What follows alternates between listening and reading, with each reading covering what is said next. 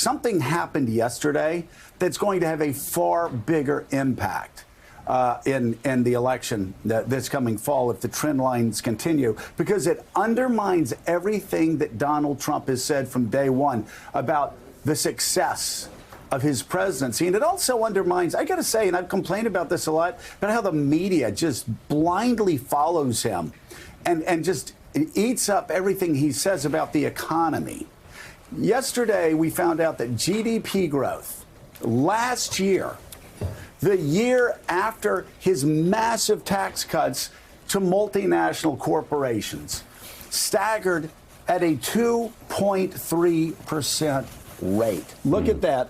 The slowest since 2016, 2.3%.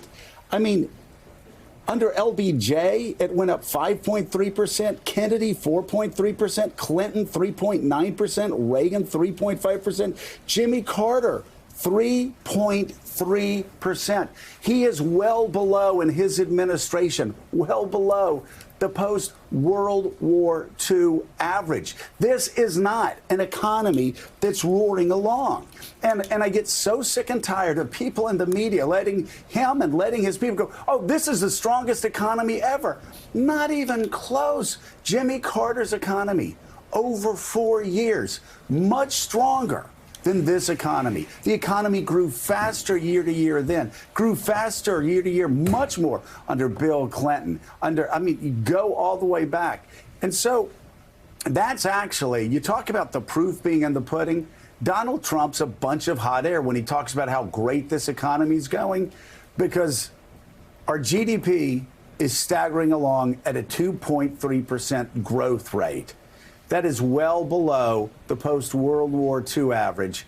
And again, the guy mocks Jimmy Carter. He mocks, LBJ. He mocks all these other presidents who actually have done much, much better than he has, with the largest tax cut, I think, multinational corporations could ever beg for. Thanks for checking out MSNBC on YouTube, and make sure you subscribe to stay up to date on the day's biggest stories. And you can click on any of the videos around us to watch more from Morning Joe and MSNBC. Thanks so much for watching.